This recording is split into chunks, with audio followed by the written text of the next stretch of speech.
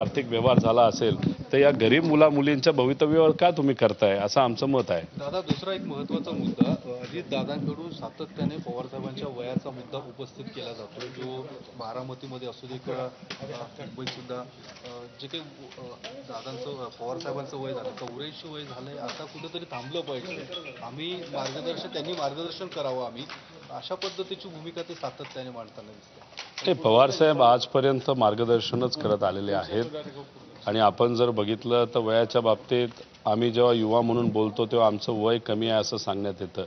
आम्ही बच्चे आहोत, आम्ही लहान आहोत।